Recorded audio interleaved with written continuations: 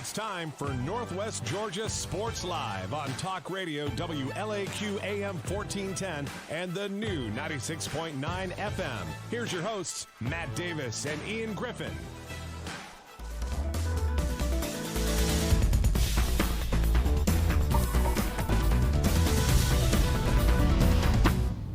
Well, hello there, everybody, and welcome into another edition of This Week in Northwest Georgia Football. We're super glad to have you with us here on the program today. And, Ian, it is hard to believe it, man, but we're about to talk about Week 8 games for the high school football season. Where's this season going, man? I know. Last night on the coach's show, the fact that the Darlington Tigers have 2 home games left, that's it. That's it for their home slate. 4 games left in the season. There'll be 3 after this Friday is over, and we'll be moving on to the playoffs. And speaking of the Coach Grove show, if you're watching on the video, you didn't catch that show yesterday.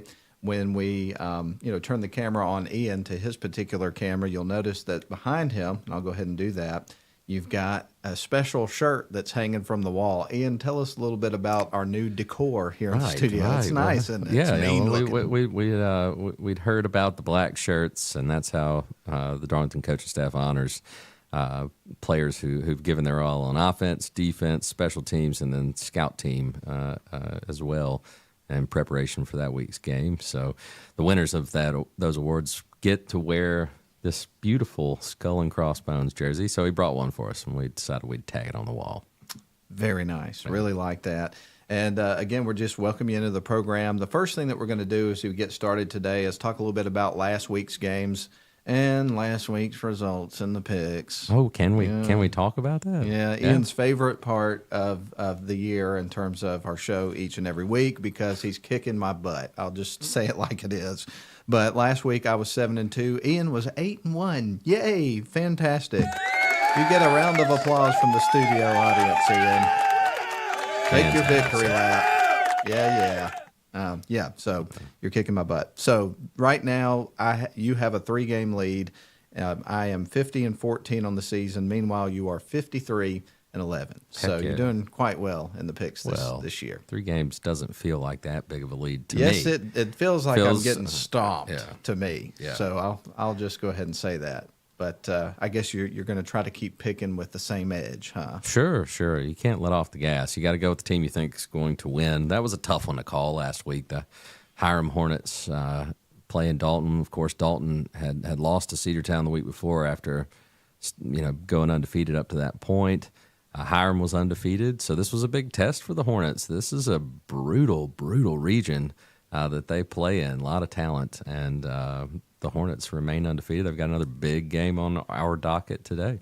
Yes, and so one of the things I do want to talk about a little bit, you mentioned the Hiram-Dalton game last week. Anything else jump out of the page? I know one of the games that caught people's attention, but I don't think it did ours as much because we had seen Dade County play and knew what they were bringing to the table. Tryon did win that game over Dade County, but it was a lot closer than people expected it was going to be from popular thought, didn't you think? Yeah. I mean, I picked that game when we did both pick Tryon. I thought Tryon would have to make some plays in the passing game to win because Dade County is very physical. We got to see them against Darlington. They defend sideline to sideline very well. They've got a great running back tandem. And they can play the style of football that's going to keep you in games. And I think they'll have a good winning stretch to close out the season, to be honest, and we'll see Dade County finish very strong. But I wasn't shocked that game was close, not at all. But it's going to be fun to watch how Region 7A Division I plays out because you've got, Dade County's now lost 2, so it's Tryon, it's Darlington, and it's Pepperell, and Pepperell's kind of this mystery right now. We're gonna find out what they've got. They've got some big games coming up. Yeah, when you talk about the Pepperell Dragons, and I know we'll be talking about them in a little bit because they got a game coming up against Almerchi, a team that in 7A Division I, has been red hot. They had to kind of, grind one out last week against a Chattooga team that has some athletes. They've struggled to get in the win column. We'll talk more about that in detail a little bit later. But they do have some fast kids and some athletic kids. And Almerchi survived that one literally in that game. But they're one of those teams that's going to be interesting to see how they factor in because they hadn't lost a region game yet. Yeah. I was just about to say we can't leave Almerchi out of the conversation. They shut out Coosa and then turned around and gutted one out against the Chattooga Indians, and did that on the road, correct? There was a Murchie up at Chattooga. Yeah, that was the little big that's horn. always tough, man. That's a tough place to play, and they came away with a victory. They're 2-0 in region play, and they clashed with Pepperell this week. So our Murchies, didn't mean to leave them out of the conversation. We'll see. The Indians are going to have a chance to prove themselves as well. That's a very, very good point. Anything else before we move into the picks for this week that jumps off the page at you about last week's game? These aren't teams we necessarily follow that closely, but the comeback kids, Northwest Whitfield, comes back and beats Sonoraville last week, and then you had the epic matchup that we were talking about last week between Cartersville and Calhoun, and we're sitting there, and Calhoun's up 17-0 at the half. Cartersville wins that game 21-17. So some amazing comebacks last week, and it's good. We're really getting to the meat of region play now. We're going to find out who the contenders and pretenders are. No doubt about it. Well, I guess there's really only one thing that we can do at this point, and that is to start talking about some of these games that are coming up. We do have a couple of topics that we're going to bring up a little bit later on in the show, if time allows, after we get done with our picks. But the GHSA this week has made a couple of moves. The executive committee on Monday approved NIL deals for high school athletes. And then also, this is according to the Georgia High School Football Daily, a plan that will have private schools in 3A, 2A, and A competing in private-only state playoffs beginning in 2024 and 25. And that was something that was coming down the pike. But the thing that I think surprises me the most about this is that all of those classifications are going to be competing for one championship. So what they're doing is they're eliminating 7A, and there will still be the same amount of championships because you'll have public and private and classifications. But in terms of the private, it's going to be A, 2A, and 3A all lumped in that one, which that part of it, a lot of it doesn't make sense to me, to be honest with you, but that part of it really does not make sense to me. Yeah, once you get to the 3A level, you've got enough players on those teams where you're running two units. Yeah, you might have a couple of two-way players, but you're able to rest your guys. Your offense gets to come over, regroup, and you run out your defensive unit. And we've seen it at the single A level. Not all private schools can do that. That is, you're talking about a competitive advantage. Well, you've just taken all the smaller private schools that may not have the resources that some of the larger ones have, because some are allowed to have athletic scholarships, some don't offer that. How is that a level playing field? How is that remotely fair to the smaller private schools? And one example, hits close to home. It's a team that you and I have the pleasure and privilege of getting to look at every single week in the Darlington Tigers. I mean, those guys have the same guys that play on offense, defense, and a lot of those guys are out there on special teams too, so they're playing just about every single play of the game. And so to your point, there's an example right there of a team that doesn't have the ability to two platoon and things of that nature as you're describing. Exactly. And, I get they're trying to fix problems, but I think they're just making them worse, personally. And the other part of that, too, to your point, is the problem that they have is I don't really think there's a solution for this. No. I really just don't. So I don't know what the answer is, but I'm pretty sure that, and I guess when you criticize certain things, you probably should try to provide a solution. I don't have one, but I certainly do not think that this current situation that they're going to have coming up next year is the answer. So, right. Anyway, all right. Well, we may get back into that in just a little bit. As far as the NIL stuff is concerned, you already had 29 states that had approved that. It's not a surprise that Georgia follows suit. And it's one of those situations like our buddy Nathan Patterson says from Northwest Georgia Media. Once the toothpaste is out of the bottle, you can't put it back in. We knew this was coming, and it doesn't shock anyone. And at the end of the day, I'm not sure that that's going to turn out to be that big a deal. The one concern I do have about that is that I think that one of the goals for the different states of doing that is to get out in front of it. And one of the goals is to keep some rules in place that will prevent recruiting based on NIL money, attracting players and things like that to schools. But I just don't see how they're going to be able to police that effectively. What do you think about that? Yeah, it's going to be difficult. I mean, especially because they're not going to allow these kids to wear their school's brands, and I'm not sure. I know there's a level of that in college as well. But those guys are on TV. They're superstars. If you're playing quarterback for the University of Georgia, you're a recognizable face. So I get you might have a player like that in high school. You think of a 4-year starter like Reese Fountain or Knox Kadum before him at Rome. A Tate Ratledge out at Darlington where they're talked about a lot, and maybe they have that local star power that would encourage a pizza place to pay them some money to advertise. But I would think you would want the team brand as well. So it's going to be interesting to see who actually invests in that. To me, is going to be more interesting than those kids getting the opportunity. And we've got a comment about the conversation that we're having. Ian, we'll go ahead and read the opinion that we had from Brian Barkham, who's chimed in.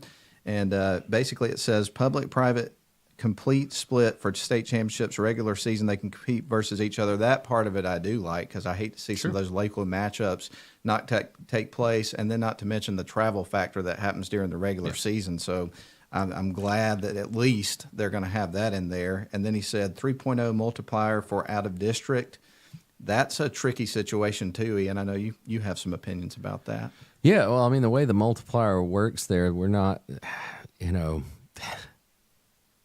I don't know, Matt. They've tried it both ways. It really hasn't made a significant difference. And I think it would be madness to have these schools traveling all over the state to play each other during the regular season. So I am glad that happens. But then how does that affect someone's record? So if you've got a Darlington and they're playing against Coosa and Armuchee and Pepperell, how do those wins and losses affect their record and their playoff opportunity? It's going to go to a power ranking. Does it? Would it even be a region game? I don't know. It just kind of takes some of the luster out of it. And the thing about the power ratings, we've seen this before several years ago when you had public and private split and single A, and those can get pretty subjective too. So you've added another layer of complexity and sophistication that has to take place to make that a fair type situation. So it's a very complicated problem. And I'm just not sure that there's going to be a solution out there that takes care of all the issues that people are most concerned about. So I don't know. It's almost one of those things where I kind of wish they would come up with a solution and then kind of stick to that. And then teams would have to go out and figure out how they can best compete under whatever parameters out there, rather than every 2 years we're changing this stuff up and all that kind of stuff. It just gets a little bit frustrating and kind of hard to figure out. And then the rest of the comment that we got from Brian, he said, no fifth grade up rule for out of district. That's a compromise to allow private schools to reduce travel and to get some media attention as public schools. So again, it's just one of those things. I just don't think there's a simple solution. No, to those issues. They'll keep trying. We know that. I'm sure it'll be different 2 years from now. No doubt. And then we've got a comment here from Clay Graham. He said it shouldn't count as region play because then it messes up the other schools for the region. Yeah. So I don't know. I stand by what I said last week. Advantages or not, go beat the better team and revel in the glory when it happens.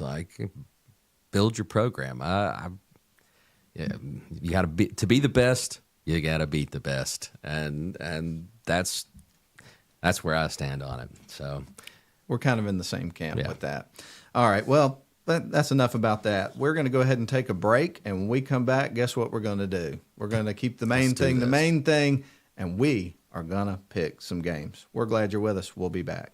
Shop for your next car, truck, or SUV at Riverside Auto Group. Check out riversideautogroup.com today to browse their selection, or visit with them in person at Riverside Chevrolet Buick GMC in Rome, Riverside Toyota in Rome, and the all-new Riverside Buick GMC Cadillac in Cartersville. Locally owned and operated by the Welburn family since 1974. That's Riverside Auto Group. Visit riversideautogroup.com.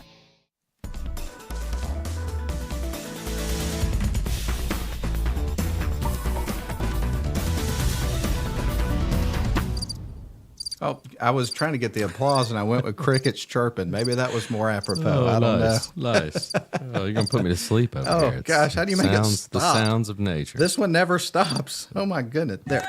Hey. Well, you deserve the applause for figuring out how to stop the crickets. I'm just going to warn everybody. I don't know what it is. It's been one of those crazy weeks, and I'm feeling a little wacky today. So you might get a lot of button pushing today on the show. Yeah, he's trigger happy over there. Wow. Well, are you ready to go ahead and pick some games, man? Press the button, man. Let's do this. All right. Pepperell at Armurchie. The Indians are 4-2, 2-0 in region play, but they are entering a 4-game final stretch that matches them up with the toughest teams in this region. That starts with the Pepperell Dragons, and they are playing better football every week. They seem to be really finding their footing, which has been a trend with Pepperell the last few years. Haven't started particularly fast, but by the time they get to this point in the season, they're playing really good football. This one's out at Armurchie, so that definitely helps the Indians' chances. And I think to win, Armurchie needs to play ball control, mistake-free football. But I gotta go with the Dragons here. I'm going to take the Dragons to win on the road.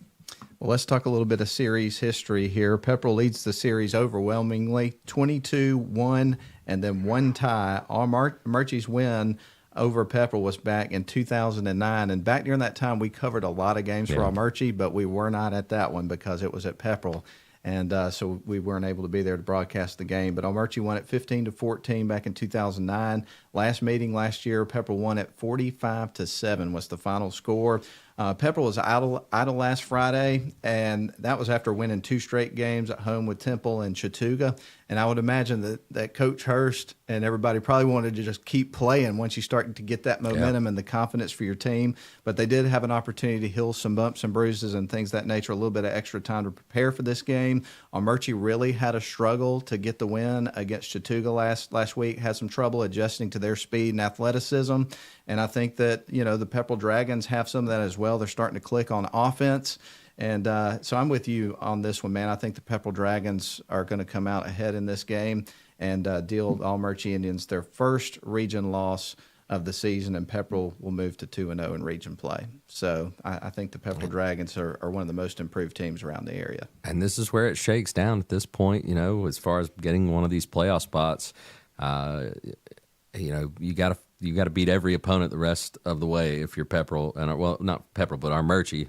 They've got the gauntlet of Dade County, Pepperell, Darlington, and Trine. So they're going to have to knock off one of those teams if they want one of those 4 spots. We're staying in Region 7A Division I for this, Ian. Of course, we're not going to pick this game. We recuse ourselves from the Darlington game since we broadcast their games. But the Chattooga Indians are coming to town. It's alumni weekend. It's going to be over there at Chris Hunter Stadium. There's going to be a lot of enthusiasm, extra stuff going on for this game. It's going to be an awesome atmosphere. Really looking forward to it.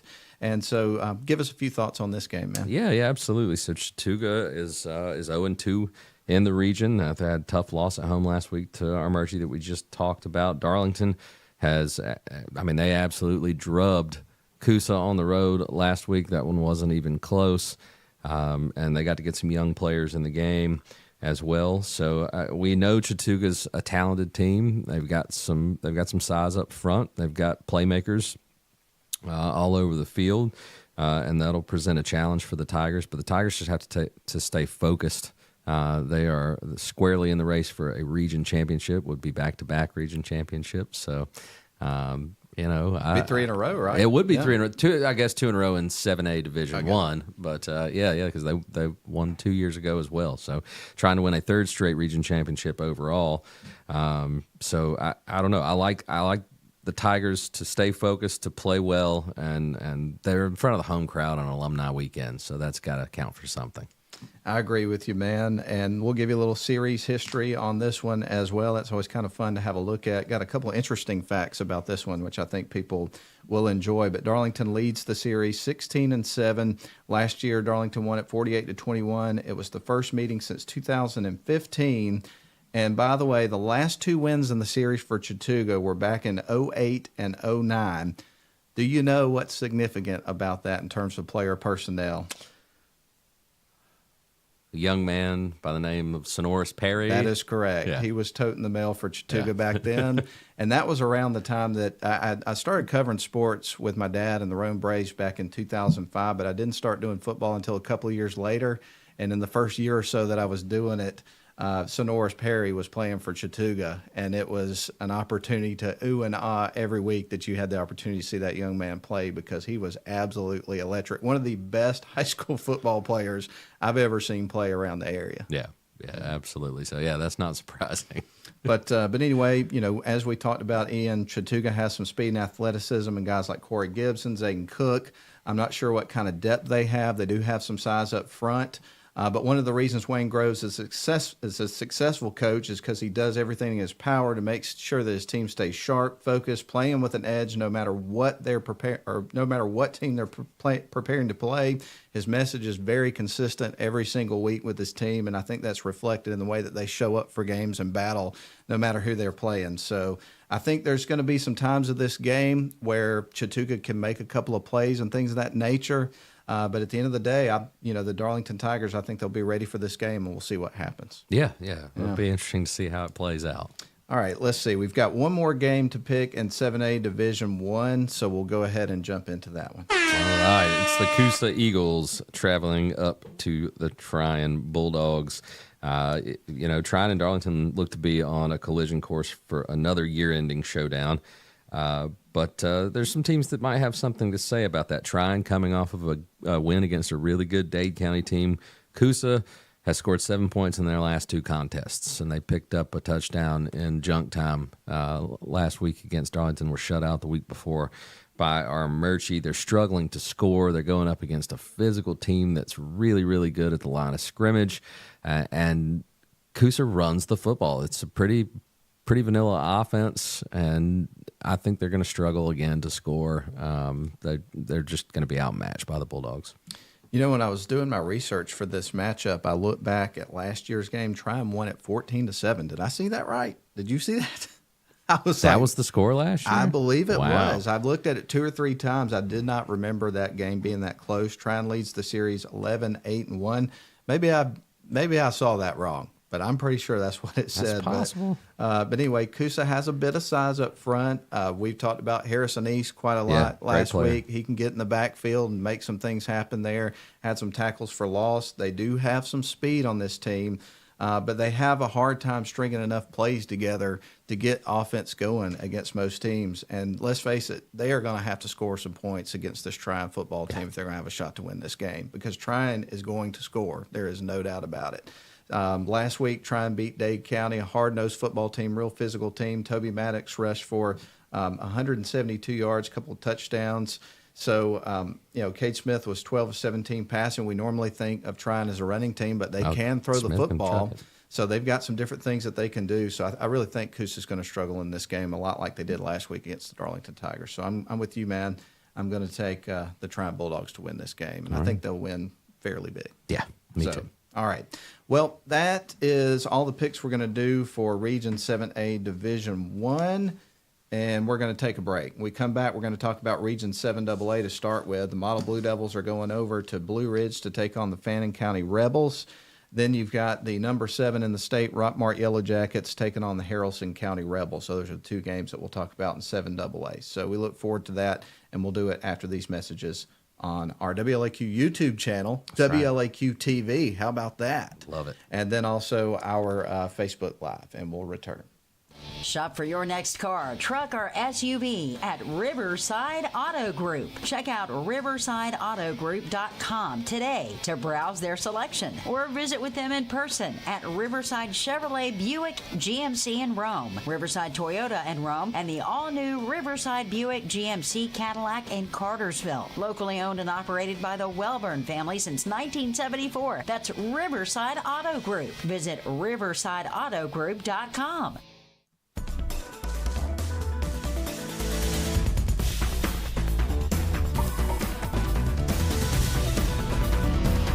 That's my new hype song, man. It gets me rolling. I mean, that and the coffee that I'm sitting here drinking. Right. It's real caffeinated. I need a few more cups of that. That Red Bull didn't even get me going this morning. It gives you wings, right? No, not today. That's what they say. All right. Well, let's just go ahead and jump back into it. All right. Model traveling to Fannin County. Look, Fannin County came in. We knew nothing about the Rebels, and they dominated the region for a couple of years there before realignment. shook things up, and all of our local teams dropped down to 7A except Model, and they get to keep their rivalry with the Fannin County Rebels. But this is not the same Fannin County team that we had those first couple of years.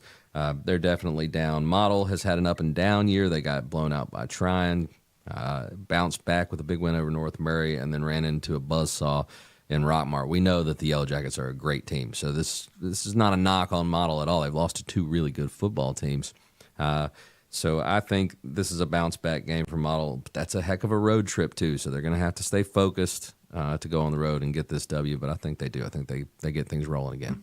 And I don't know all the details of this, Ian, but I think one of the great casualties that took place out of reclassification last time around was Model moving up and not playing against the other local schools. They would fit so nicely into this region, and I hope that how everything shakes out, I hope one of the things that happens coming up in the next cycle is that Model's back playing against Pepperell and Coosa and Darlington, all those different teams in region games. I know they played one or two of them there in non-region, but it's not the same as having to play for those games in the region, being the same region. Right. So we'll see what happens. But Model goes to Fannin County, and Fannin leads the series 2-1. Model won 24-0 after losing the previous two. Model ran into a buzzsaw last week as Rockmart was able to move the ball both on the ground and the air against the Blue Devils defense. Fannin County, they look like they've lost a step or two last year compared to the previous two seasons where they won 10 games and made the quarters during that time. They won 7 games last year. They still show the ability to put up some big offensive numbers, but the times that they have done that is against teams that don't appear to be very good. So I think Model is going to be looking to bounce back this week, and I'm going to take the Blue Devils to win this football game. So, all right. Yeah. Across the board, we're just agreeing on everything today. I know. This is not good for me. And if you're just tuning in, I am down by 3 games. And I do want to point out another comment we got from Clay, and this goes back to when we were talking about the Pepperell game. He said, "It's about time y'all pick us, Ian." Well, they've been getting better every week. They kind of struggled early on, so I thought it was kind of fair that we were picking against them, but it's kind of hard to pick against them now. We didn't pick against them when they played Chattooga 2 weeks ago. We both picked Pepperell that week. It was Temple, and you proved us wrong. So I'm glad to see the Dragons playing winning football. Ready to move on to the next one? Absolutely. Rockmart at Haralson County. Not much to talk about in this one. Haralson County is not a very good football team. Rockmart is a very good football team that's battle-tested and has – I think they made a statement last week because I think Model's a good football team, and they absolutely manhandled them. So I think Rockmart is clearly the team to beat in Division 7 AA, and they're going to win one easily Friday night. I agree with you on this one. Not a whole lot to say. Haralson's played a tough slate. I will say that. Raven County, Bremen, Mary Persons, Upson Lee, North Murray, all the teams they've lost to have winning records right now. They kept it close in a few games, including against North Murray, which is a team that has a pretty electric offense. But at the same time, Rockmart looks to be the complete package. Offense, defense, special teams. They can run the ball. They can throw it. Ranked number 7 for a reason in AA. So this one's an easy pick. Rockmart won it last year 56-0. Kind of see a similar result coming in this one also. Yeah, name your score. No difference there. My goodness, will we have any when we get into 7-4A? We got Possibly. 2 games that we're going to pick there, and we'll see. But we'll go ahead and talk about this one. Heritage Ringgold, the Generals. I think there's 4 different teams in the state of Georgia and GHSA that are Heritage, so you got to specify which one when you talk about these teams. But the Generals are going to Cedartown. Generals are 4-2, Ian, 1-0 in region play. Meanwhile, Cedartown's 3-3, 0-1 in region play. Series history-wise, Cedartown, there's 2-0. Last year they won it 42-0. They've really taken down the Generals pretty hard the last couple of years. So how do you see this one? Yeah. I mean, the Bulldogs' record may not look so hot, but this is a good Cedartown team. They played a tough schedule last week. I mean, Central Carrollton is a really good team. They're 6-0 now. They've beaten good competition. I really wanted the Bulldogs to find a way to go out there and get that W last week, and they fought them tooth and nail but came up short. Now they get to come back home, and I think they settle into a schedule that they should be favored every week going forward. I just don't think Heritage can hang with Cedartown's physicality. We've been to Heritage. We've seen that team play a couple of times in recent years. And one of the things I will say about the Generals, their head coach is E.K. Slaughter. He's been the coach there for a decade now. He's posted a 63-41 record. They've been in the playoffs 7 straight years.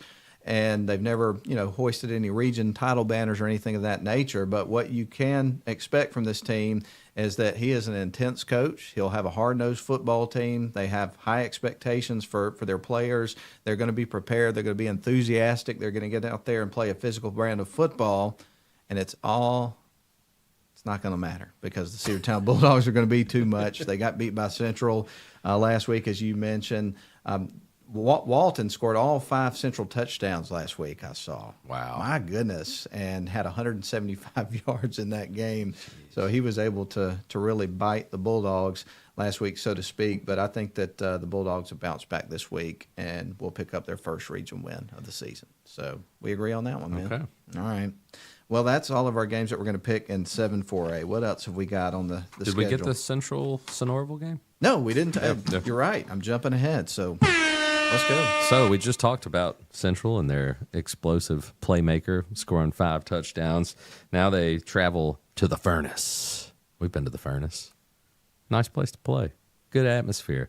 Great fan base there for Sonoraville. We know Sonoraville's got some playmakers, but Central's coming off of a win that makes them the front runner in this region without a doubt. And Sonoraville is coming off of a loss in which they had a 20-0 lead and watched the comeback kids, the Bruins of Northwest Whitfield, do it again, coming from behind to win 21-20. That's got to be pretty deflating. Now, Denver Pate will get his guys focused. He'll have them ready to play. I don't think it'll be enough. I'm with you on this one. I'm going to pick Central, but as you talked about, Sonoraville's quarterback, Jackson Pate, he's dangerous every week because he's a great playmaker with his arm, and he can move his feet, can run the football. He's got several receivers to get the ball to. Cayman Reynolds, Elijah Woods are a couple guys that we called their name a lot several weeks ago. They can also run the ball. Wyatt Key is a strong runner. They got a couple other solid runners on this team, so they do have a lot of different things and looks they can give you on offense. But Central is just rolling right now. They're 6-0, 1-0 in region play. Sonoraville won this game by 1 point last year, and I think that Central's going to roll in and get their revenge. So we agree on that one. No differences. I'm down by 3 games. This is not good. Yeah. We've got 3 more games to pick here on the schedule today. That's right. There's some tough ones in here, though. We're going to move into Region 7-5A when we come back from the break and talk about the Calhoun Yellow Jackets going up to Hiram to take on the Hornets. That's an interesting one. Cass Colonels are going to be over at Cartersville. We'll talk about those 2 games, and then we'll move into 6-6A and talk about the Rome Wolves going to Sequoia to take on the Chiefs, and all that when we come back on this episode of Northwest. Well, what is the name of the show? This Week in Northwest Georgia Football. We've only been doing this show with that name for, I don't know, 30 years. Yeah, maybe more than that. So maybe it'll click one day. We'll see. We'll be back.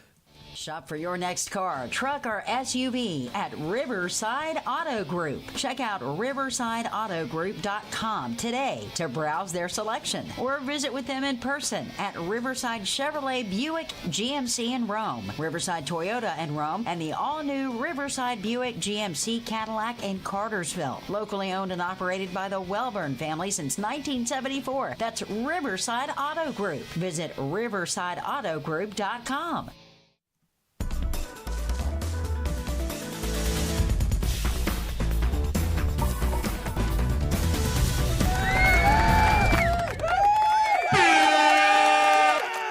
Calhoun travels to Hiram. The red hot Hiram Hornets beat Dalton. Matt picked Dalton. I picked Hiram. Did we mention that already?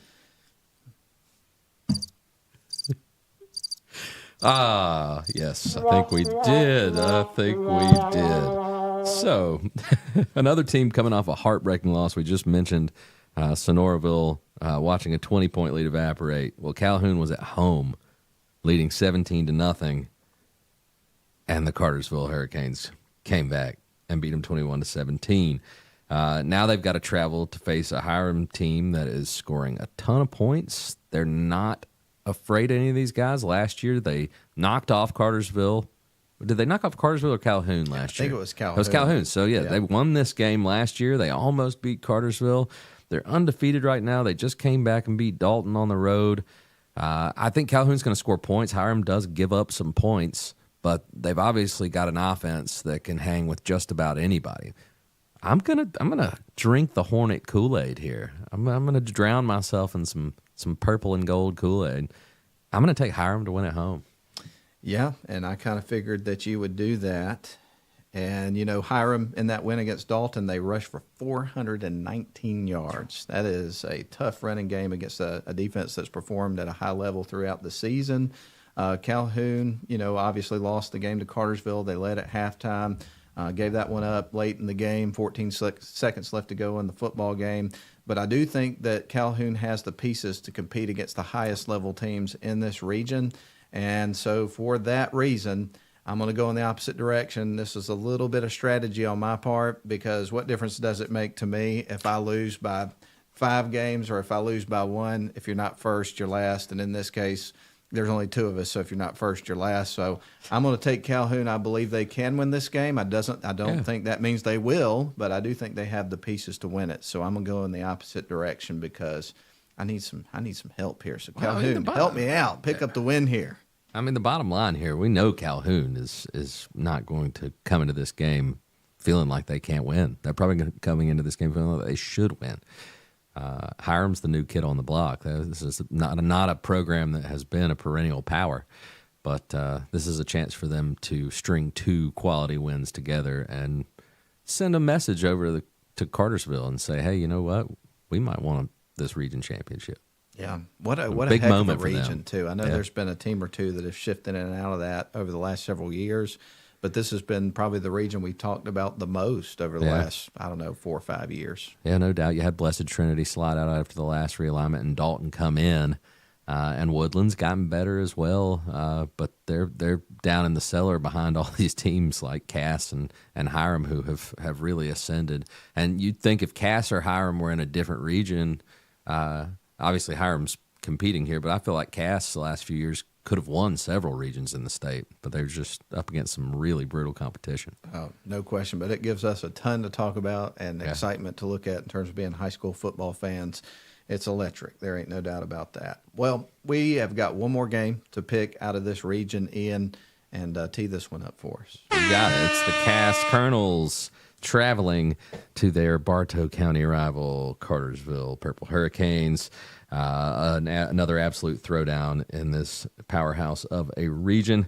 Both teams are battle-tested, but this game's at home for Cartersville. I just don't think Cass is going to be able to get it done and get the W. I won't be surprised if it's close, but that comeback win last week, how much confidence does that give this Cartersville team? I think they'll come in riding high off that and get the W. I'm with you. It always does a lot for your team when you realize that you can win games in different ways and things of that sort. When you look at this Cass team, they're flying high right now, 4 wins in a row. And they had a couple of tough games to start the season, so they've had some really tough competition that they've had to play. Left on the schedule, though, the Canes, Dalton, Hiram, Calhoun. I mean, what a murderer's row that is. So, I think this is going to be start of some struggles here for Cass. They've got some really good playmakers on this team, but I think the problem that they're going to run into against these 4 final opponents, I don't know if they can match those teams' depth. I think that's going to be the issue. I don't know a whole lot about the personnel, real far into the roster, but it does seem like they have a little bit of lack of depth compared to these other teams. What do you think about that? Yeah, I really just think it's going to be that, and they've got to be able to get some stops on the defensive side. You've got some good defenses here. I mean, that 21-17 score is a good indicator of the kind of defenses that you've got in Cartersville and Calhoun. And then when you look at Hiram, they just score a ton of points. So, they're going to have to topple one of those 3 beasts if they want to get back to the playoffs. And, last year this is a Cass team that got into the playoffs and then made some serious noise. So, again, speaking to the strength of the region, but I do think Cass is going to be the underdog in the rest of their games. And I don't think we mentioned the series history earlier. Canes lead at 44-5. They've won the last 9 in the series, and they won last year 35-13. So we'll move on from that one and pick our last game because, believe it or not, we're starting to kind of wind down as far as our time is concerned, Ian, and we're moving into 6A for this particular game. That's right. It's the Rome Wolves traveling to take on the Sequoia Chiefs. Sequoia has been down for quite some time. When you and I were in high school, Matt, that was an athletic program that was just good in just about every sport. If you had to play Sequoia, you knew you were going to have your hands full. But they haven't been that great on the gridiron in a while, but they scored a big victory over Cedartown early in the season. They're 4-2. They've played good competition, and they've got Rome coming to town with a chance to prove themselves. So I think they'll give Rome their best shot. But this Rome defense, they're soul-eating, man. They are so good up front. It's going to be tough for the Chiefs to score points, and I think Reese Fountain and DK Daniel and the athletes that Rome has on the other side of the ball will find a way to get into the end zone often. So I like Rome to win this one. And you mentioned two names there. Reese Fountain, he was 9 of 13 passing for 157 yards and 2 touchdowns last week.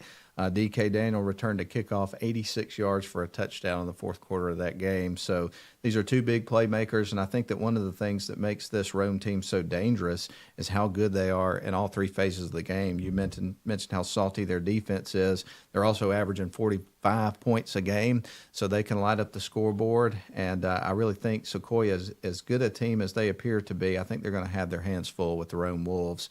And I think that the Rome Wolves will wear them down over the course of the game and will pull away at some point of this game. We'll see when that happens, but I do think it will happen. I do too. All right. Well, that is our last pick. The team that is off in Region 7A Division 1 this week is going to be Dade County. They're idle this week. And you look at Dade County's 0-2 record, I have a feeling Pepper will have something to say about that, but I won't be surprised if Dade County wins out. Well, we talked already earlier in the program about JHSA approving the private playoffs and then the NIL thing. I think we've covered that pretty thoroughly today.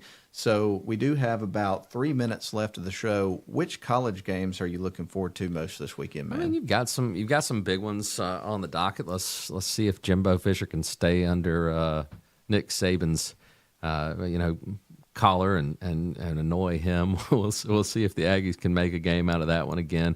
Kentucky traveling to Georgia. I see that as a mismatch, but I guess we'll find out a little bit more about Georgia because Kentucky's a team that wants to out-physical their opponent, and nobody's really out-physical the Dogs the last few years. So I think Kentucky will have to make plays in the passing game to win that, and I don't think that will happen. But interested to see how that one unfolds. Maryland, Ohio State. I think we're getting to that point where we're really finding out what teams have.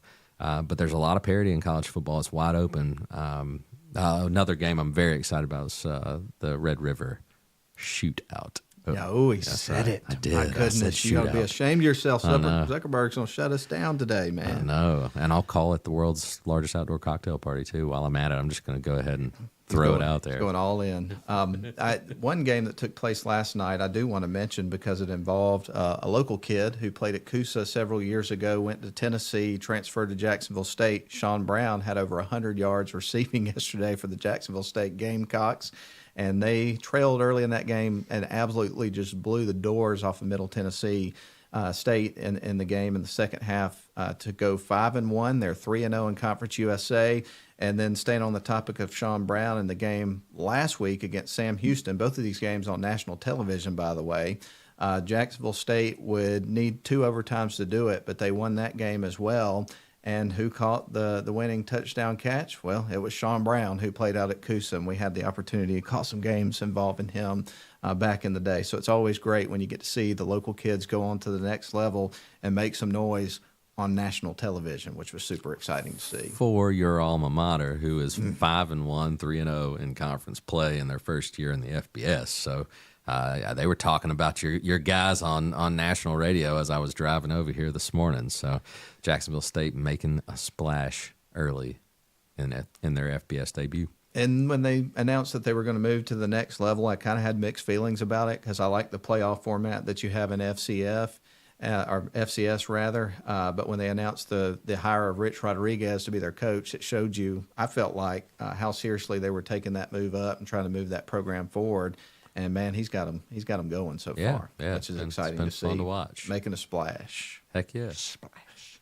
I like it. Have you gotten over to a game yet? I have not, man, and I usually try to go at least 2 or 3 times a year, but it just hasn't worked out with the schedule. But I will definitely get down to Burgess Snow at some point this year and take in a game. And they play Liberty there coming up next week. Okay, it's on Tuesday, be a good one. But I'll just be flying back to town from a trip I'm taking this weekend, so I won't be able to make that one either. But it's going to have Four Seasons. What's the barbecue place that I haven't gotten to go to over there? It's called Cooter Brown's Rib Shack. There we go. Yeah. All right. Man, when I went to school over there, I think I probably spent as much time over at Cooter Brown's Rib Shack as I spent in class. You know, it was my spot, no doubt. I remember we were going to basketball. We've gone to a couple of games over there, and both times Cooter Brown's was closed. So I've not gotten to enjoy this famous barbecue spot of yours. Eventually it'll happen. It is awesome. It's an icon over there. Well, that's going to put a wrap on our show. That's all our time for today. But as always, Ian, thanks for being here. I always appreciate getting your insight each and every week on the games and picking them, even though you're kicking my butt. Well, I wouldn't want to be anywhere else, Matt. Thanks for having me. Yep. Well, we appreciate everybody being here. We'll hear a word from our sponsor and bid you adieu. But this has been another edition of This Week in Northwest Georgia Football. Hope your team wins this weekend. Have a great weekend, everybody. We appreciate you.